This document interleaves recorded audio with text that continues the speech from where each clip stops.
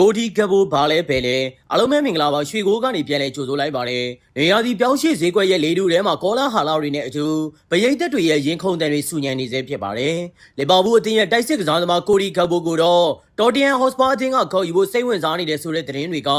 အန်ဖီမှာရောလန်ဒန်မြေမှာပါနာမည်ကြီးနေပါတယ်ပြီးခဲ့တဲ့ရာသီတုန်းကဗရိတ်သက်တွေကိုစိတ်ပြက်စေခဲ့တာတွေရှိပေမဲ့သူ့ရဲ့ဂိုးသွင်းယူနိုင်စွမ်းနဲ့ပြိုင်မဲ့ပန်နယ်တီအေရီယာအတွင်းအန်ရီရဲ့ပေးနိုင်စွမ်းကိုတော့ဘယ်သူမှလေးလူရှုထားလို့မရပါဘူး။စပါးအသင်းရဲ့တိုက်စစ်ပိုင်းဟာနီးစနစ်ပိုင်းအရအရန်ကောင်းမှုပေမဲ့ဂိုးရှိရောက်ရင်ပြတ်သားတဲ့အဆုံးအသက်မျိုးလိုအပ်နေတာကလည်းအမှန်ပါပဲ။ကိုဒီကဘိုတွန်းပို့ပေးနိုင်တဲ့ဂိုးရရှိနိုင်မှုမြင်မာတဲ့အနေအထားတွေနဲ့ဗန်နဒီအေရီယာအတွင်းပြေးဝင်ကစားတတ်တဲ့စတိုင်တွေကစပါးတိုက်စစ်အတွက်အသက်ရှူပေါက်တစ်ခုဖြစ်လာနိုင်ပါတယ်။ပြီးခဲ့တဲ့ရာသီကအဆုံးသက်လွဲချော်မှုတွေရှိခဲ့ပေမဲ့လည်းအခွင့်အရေးရတာနဲ့ပြက်ပြက်သားသားကန်သွင်းတတ်တဲ့သူ့ရဲ့ပါရမီကဒေါ်တီယန်ဟော့စပါပရိသတ်တွေအတွက်တော့အားရစရာဖြစ်လာမှာပါ။တောင်မဲ့ကစားသမားအများစုထက်ပြိုင်မဲ့ area အတွင်းပြေးဝင်ပြီးအနောက်ကနေလာမဲ့ဘောလုံးတွေကို risk ယူပြီးစောင့်ဆိုင်ကန်သွင်းလေးရှိတဲ့သူ့ရဲ့ကစားဟန်ကဂက်ပိုရဲ့အကြီးမားဆုံးအားသာချက်ပါပဲ။နီးပြရောဘယ်တိုဒီဇာဘီရဲ့စနစ်မှာတော့ကစားသမားတယောက်အန်ဒီရဲ့ရှိတဲ့နေရာကိုရောက်ရှိသွားဖို့ကအလွန်အရေးကြီးပါတယ်။တောင်မဲ့နေမကပဲဗဟိုတိုက်စစ်မှုအဖြစ်ပါကစားနိုင်သွင်းရှိတဲ့သူ့ရဲ့ဆွဲဆောင်ရစွမ်းရည်က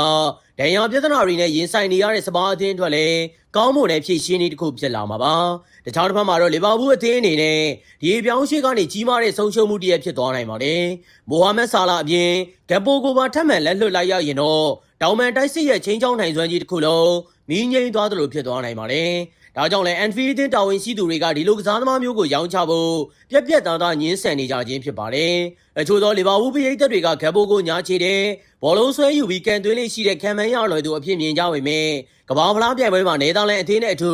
သူ့ရဲ့ကစားဟန်ကပုံစံမျိုးစုံကိုပြောင်းလဲနိုင်စွမ်းရှိကြောင်းသက်သေပြခဲ့ပြီးပါပြီ။အခြေအနေတွေကိုမတူညီတဲ့ပုံစံတွေနဲ့ဖန်တီးနိုင်တဲ့သူ့ရဲ့ကျွမ်းကျင်မှုကလည်းတိုက်စစ်လိုင်းမှာအမြဲတမ်းအသစ်အဆန်းတွေကိုယူဆောင်လာပေးနိုင်စွမ်းရှိနေပါတယ်။ဒီပြောင်းချစ်သတင်းတွေရဲ့နောက်ွယ်မှာ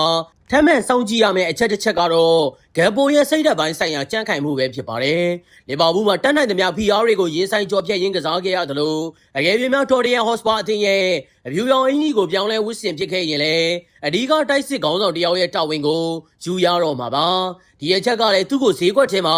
တော်တမ်ဟော့စပါတို့လိုချင်နေတဲ့အဓိကအကြောင်းရင်းဖြစ်ပါလိမ့်မယ်။အဆုံးသတ်မှာတော့ဂက်ပိုရဲ့အနာဂတ်က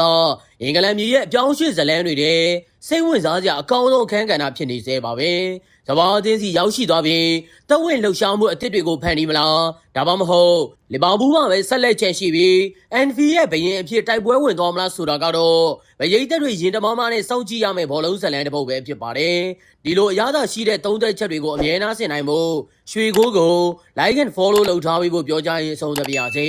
ကျေးဇူးတင်ပါတယ်